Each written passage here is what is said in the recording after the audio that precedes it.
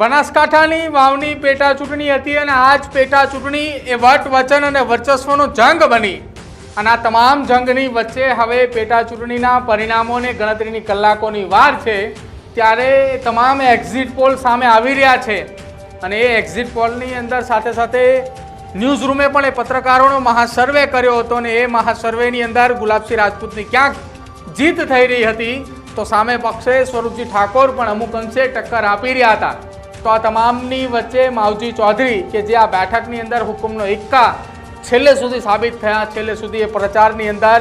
ભાજપ અને કોંગ્રેસ સામે આકરા પ્રહારો પણ કરતા જોવા મળ્યા હતા। તેમ છતાંય આ બેઠકનું પરિણામ કઈ દિશાની અંદર જાય છે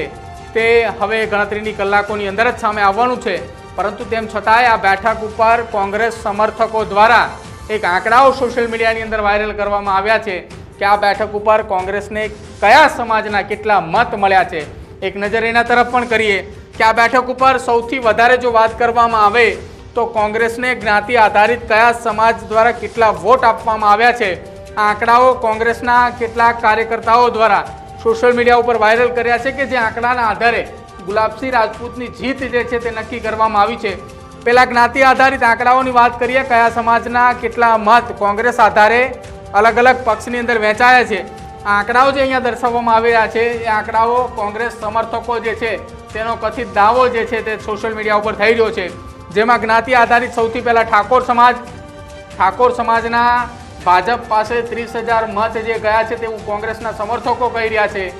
20,000 કોંગ્રેસ પાસે છે અને 1,000 માવજી ચૌધરી પાસે મત ગયા તેવી વાત કરવામાં આવી રહી છે।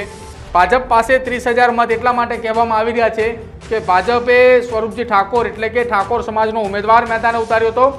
અને વર્ષ 2024ની લોકસભાની ચૂંટણીની અંદર વાવ બેઠકની અંદરથી વાવ વિધાનસભાની અંદરથી જ્ઞાનીબેન ઠાકોર માઇનસ ગયા હતા એટલા માટે ક્યાંક અહીંયા કોંગ્રેસે એ 10,000 મત ઓછા લખ્યા હોય તેવું લાગી શકે છે। ચૌધરી સમાજની જ્યારે વાત કરવામાં આવે ત્યારે આ સમાજ દ્વારા ભાજપને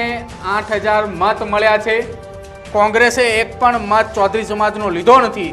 લખ્યો પણ નથી કોંગ્રેસ સમર્થકોએ અને સામે માવજી ચૌધરી પાસે એ 32,000 મતો જે છે તે લખ્યા છે। આ 32,000 મતો લખવાનું કારણ એટલા માટે કે માવજી ચૌધરી ચૌધરી સમાજમાંથી આવતા હતા અને તેમની જનસભાની અંદર ચૌધરી સમાજનું મોટાભાગનું સમુદાય એક મંચ ઉપર જોવા મળ્યું હતું એટલા માટે। હવે વાત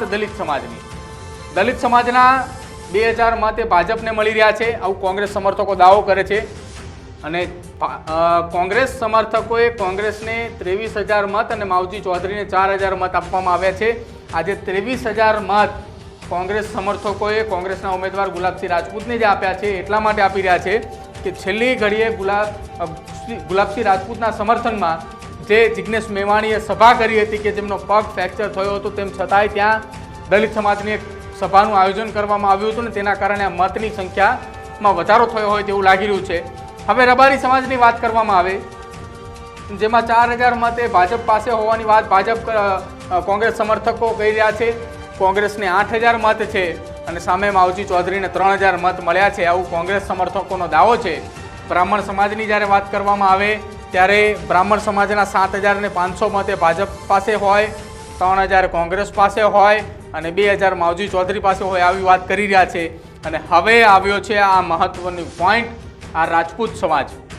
ગુલાબસિંહ રાજપૂત એ રાજપૂત સમાજમાંથી આવી રહ્યા છે એટલા માટે કોંગ્રેસ સમર્થકોનો દાવો છે કે ગુલાબસિંહ રાજપૂત આ બેઠકમાં વાવની અંદરથી 14,000 જેટલા મતો જે છે તે રાજપૂત સમાજના તેમને મળી શકે છે। સામે માવજી ચૌધરી અને ભારતીય જનતા પાર્ટી બંનેને 500 મત મળે તેવું તેમને લાગી રહ્યું છે કોંગ્રેસ સમર્થકોને એટલા માટે તેમને 14,000નો આંકડો જે છે તે અહીંયા કોંગ્રેસની અંદર લખવામાં આવ્યો છે રાજપૂત સમાજના। પ્રજાપતિ સમાજની જ્યારે વાત કરવામાં આવે ત્યારે ભાજપના ઉમેદવારને 4,000 મત છે, કોંગ્રેસના ઉમેદવારની અંદર 2,000 મત લખ્યા છે અને માવજી ચૌધરીના ખાનામાં 1,000 મત જે છે તે આ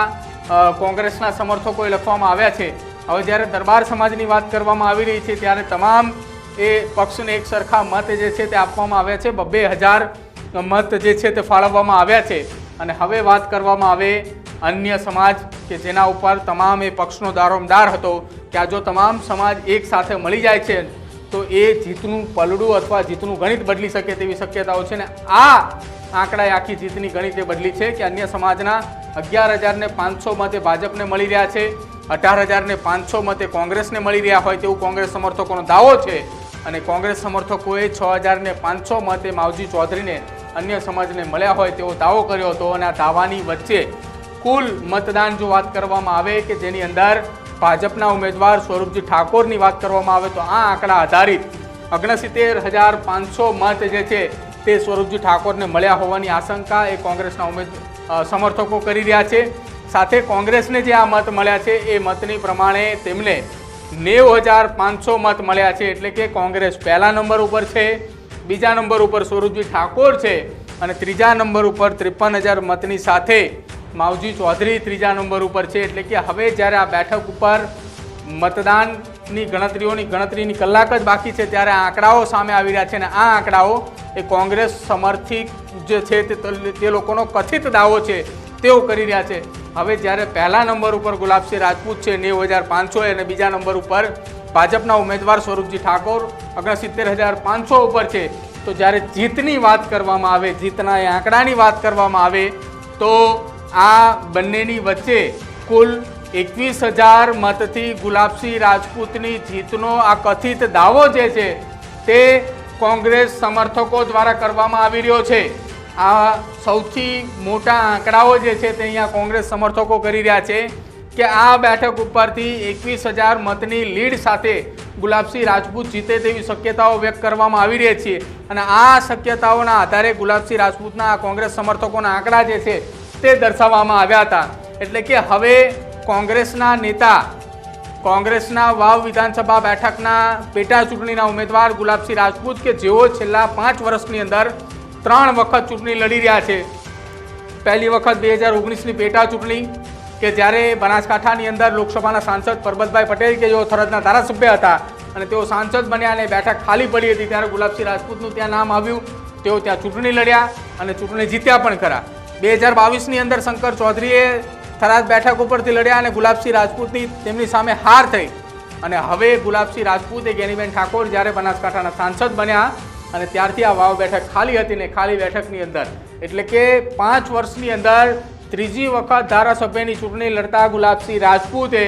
હવે તેમના સમર્થકોએ તેમની માટે જે જીતનો વિશ્વાસ વ્યક્ત કર્યો છે એ જીતના વિશ્વાસ વ્યક્ત કરતા સાથેના જે આંકડાઓ હતા કે અલગ અલગ સમાજમાંથી કેટલા મતોએ કોંગ્રેસના ઉમેદવાર ગુલાબસિંહ રાજપૂતને મળી રહ્યા છે તેના આધારે આંકડાઓ સોશિયલ મીડિયામાં તેમને વાયરલ કર્યા હતા અને આ જ વાયરલ આંકડાઓ જે છે તે અમે આપને બતાવ્યા હતા। આ કથિત દાવો જે છે તે થઈ રહ્યો છે અને કથિત દાવા પ્રમાણે